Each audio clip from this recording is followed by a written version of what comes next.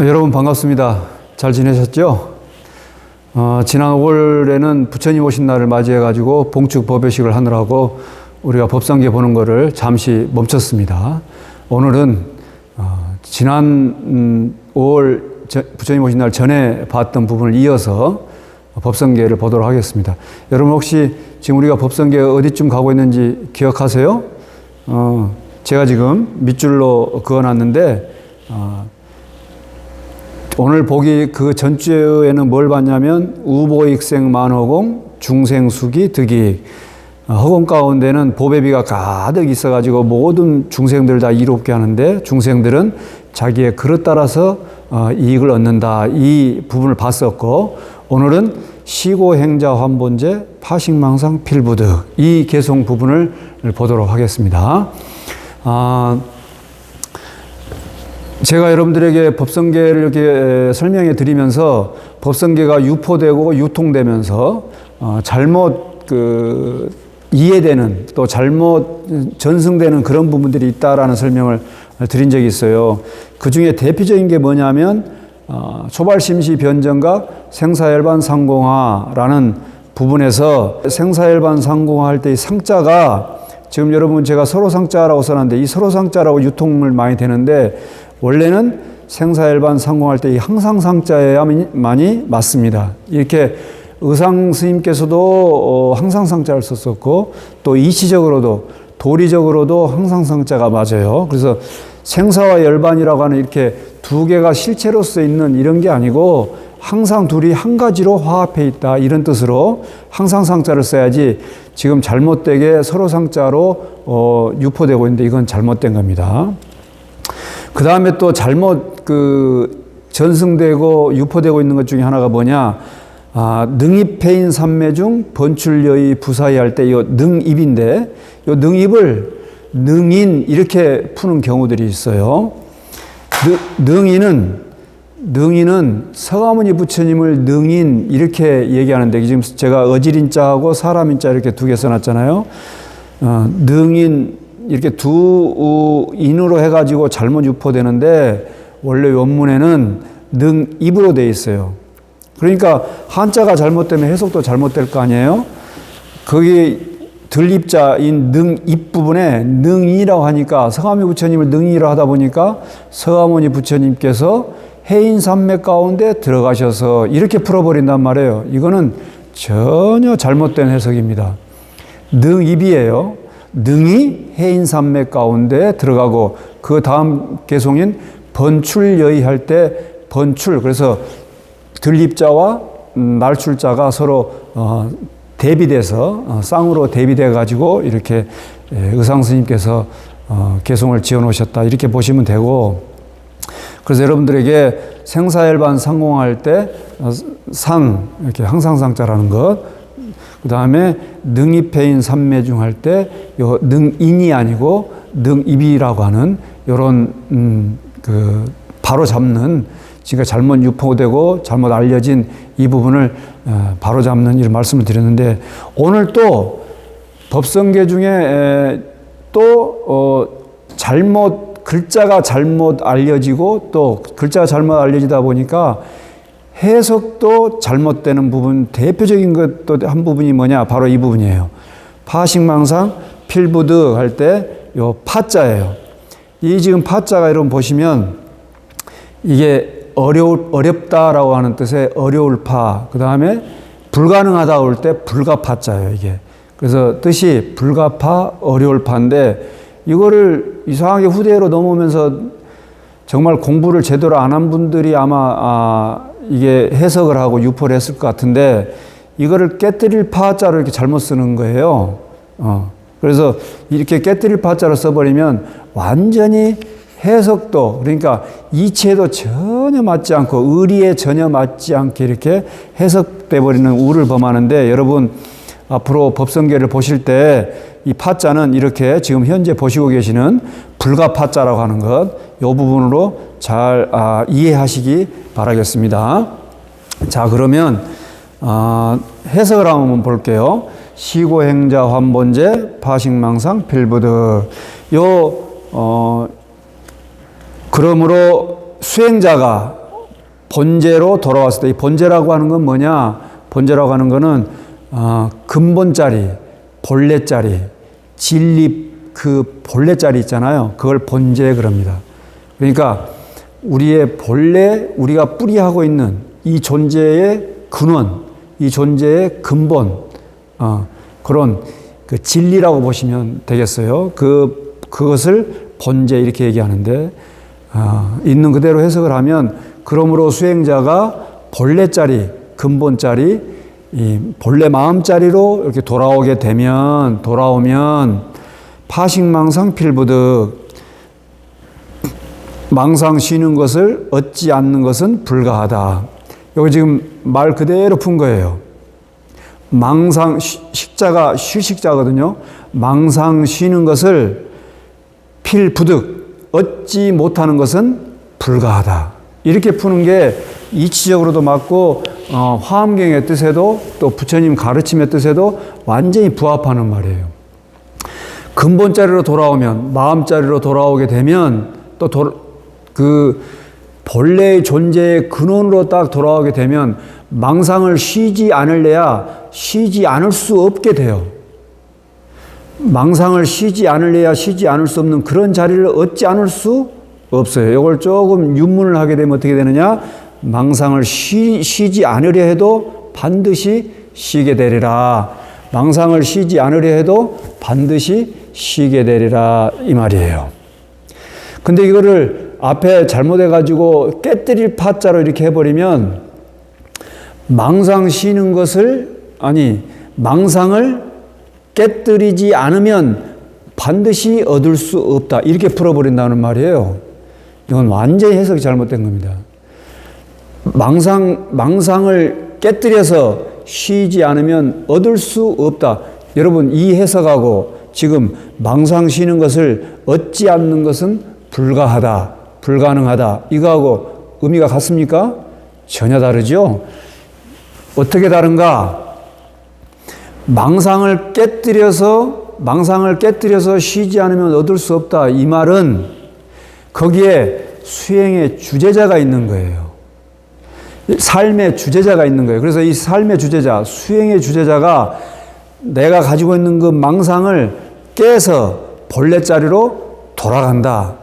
다시 좀 말을 좀 바꾸면, 번뇌를 깨뜨려서 번뇌는 버리고 보리를 얻는, 무명을 깨뜨려서 깨달음을 얻는, 중생을 버리고 부처를 얻는, 그 여 사이에 나라고 하는 수행의 주제자, 삶의 주제자를 세워두고 있는 게 가장 큰 문제예요.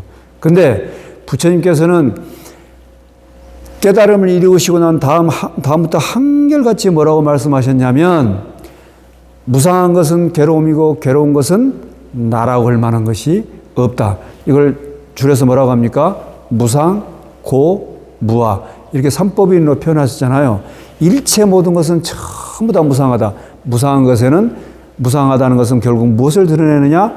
나라고 할 만한 실체는 없다. 삶의 주제자라고 하는 주제자를 찾을 수가 없다. 삶의 주제자를 찾을 수 없는데 수행의 주제자를 어찌 찾을 수 있겠는가? 그러니까 여기 삶의 주제자, 수행의 주제자, 여기 내가 나라고 할 만한 게 없는데 거기에 망상이 붙을 자리가 있을까요? 없을까요? 당연히 망상이 붙을 자리가 없죠. 내가 없는데 거기에 어찌 망상이 붙을 수 있겠어요?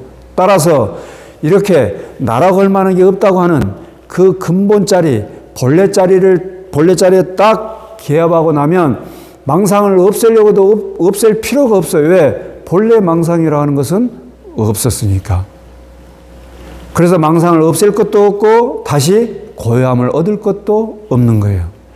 번뇌를 버릴 것도 없고 보리를 얻을 것도 없는 거예요. 그래서 생사와 열반이 불이하다. 중생과 부처가 둘이 아니다. 이런 말이 그래서 나오는 겁니다.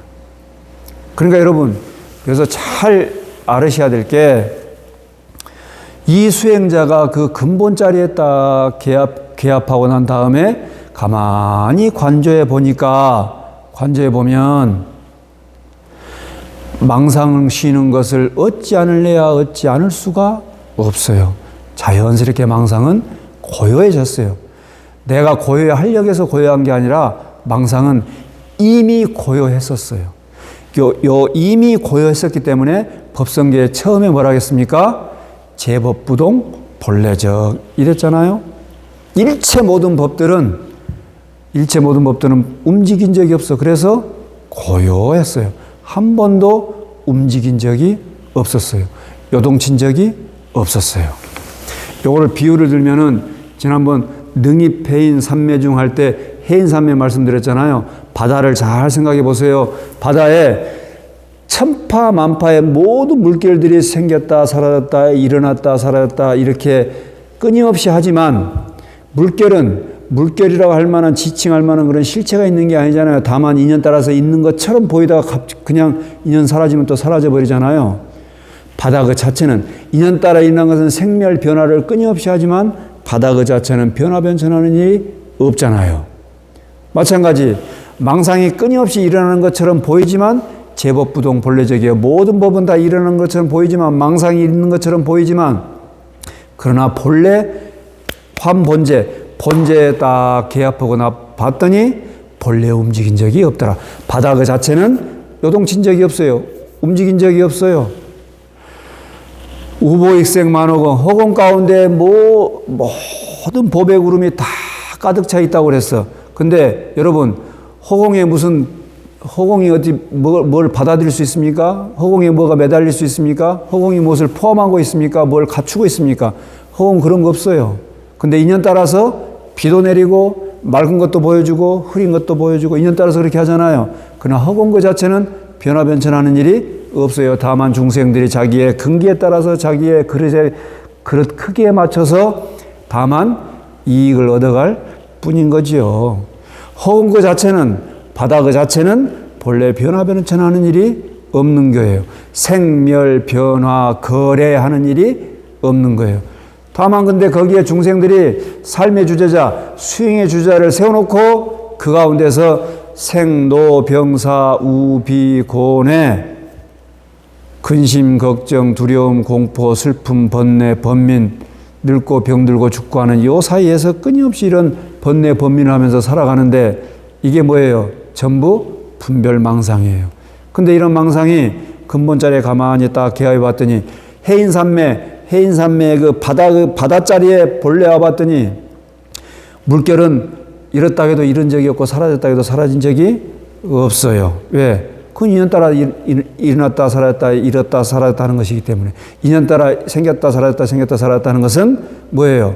그것은 그림자 같고 꿈과 같고 환과 같은 것이지 이것이 이것이라고 저것이 저것이라고 지칭되어질 만한 그런 실체로서 실상으로서의 그런 존재가 아니더라. 그래서 제법이 본래 부동한 자리더라. 그래서 망상을 쉬지 않으려고 해도 쉬지 않을 수가 없더라. 이게 바로 시고행자 환문제 파식망상 필부득이라는 말씀입니다. 여러분 부처님께서 도를 깨치고 나와서 봤더니 일체만 중생들이 여기서 중생이라는 것은 깨달은 부처와 깨닫지 못한 중생의 이런 대립적인 개념이 아니고요. 무생명 모든 존재들 얘기하는 거예요. 무생명들이 전부 다 이미 깨달아 있더라. 그것을 부처님께서 보시고 우리에게 일러주셨잖아요. 이거는 엄청난 소식입니다. 우리는 본래 이렇게 망상에 시달리고 생로병사에 핍박받을 그런 존재들이 아니었다라는 거예요. 여러분 제발 덕분에 우리가 이 세상 삶을 엮어가면서 이 가운데서 일어나는 천파만파의 물결 같은 것에 더 이상 시달리지 마세요. 천파만파의 물결에 빗대어서 우리가 세파라고 그러잖아요. 이 세상의 파도 생로병사 우비고뇌 성주괴공 생주이멸하는 이런 모든 세파들은 그야말로 꿈과 같고 환과 같은 것이기 때문에 정말 우리들이 망상으로 지어낸 꿈과 같고 환과 같은 것인데 그것을 또 망상으로 지어낸 거였어. 그러니 거기에 이것이 이것이라고 저것이 저것이라고 이렇게 붙잡고 이름 붙이고 집착하고 할 일이 뭐가 있겠습니까? 오죽했으면 금강경에 처음부터 끝까지 부처님께서 아상, 인상, 중생상, 수자상, 내가 있다는 견해, 개아가 있다는 견해, 중생이 있다는 견해, 영혼이 있다는 견해, 이 견해 사상으로부터 벗어나야 된다. 왜? 이것은 순전히 중생들의 망상에 의지해서 난 것이기 때문에 일체 범소유상이 계시허망이다. 이런 모든 상이 아상, 인상, 중생상, 수자상이라고 하는 이런 일체 모든 상들이 전부 다 허망한 거다. 허공에는 이런 일체의 상을 허공은 일체의 상을 받아들이지 않는다. 바다는 이런 자아가 있다는 생각, 개아가 있다는 생각, 중생이 있다는 생각, 영혼이 있다는 이런 생각의 물결들을 본래 받아들인 적이 없다.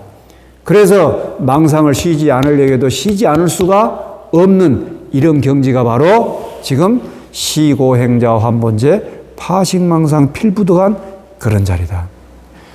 우리는 본래 부처님과 같은 자리에 본래 부처님과 똑같은 성품을 본래 부처님과 똑같은 그런 마음을 쓰고 있고 그런 존재로 가는 그야말로 우리가 천상천하의 유아 독존한 그런 존재라고 하는 것을 여러분 자각하면서 그때는 더 이상 나를 드러내 세우지 않아요. 왜?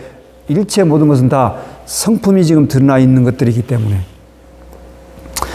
오늘은 이 정도 설명을 드리고 요는 그야말로 우리가 본래 외외 당당한 우뚝 솟아가지고 정말 그 무엇도 걸림도 막힘도 없는 그런 존재들이었어요. 우리는 세상의 세파에 시달리고 괴롭고 할 그런 존재가 아니었다라고 하는. 왜? 그런 존재가 존재로 할 만한 것이 없어요. 그래서 이 존재들은 전부 다 성품으로서 바다로서 한 바탕이고 한 뿌리라고 하는 이런 사실을 여러분들이 꼭 밝혀보시기를 바라겠습니다. 여러분의 일상이 늘 평안하고 안온하길 축원드립니다.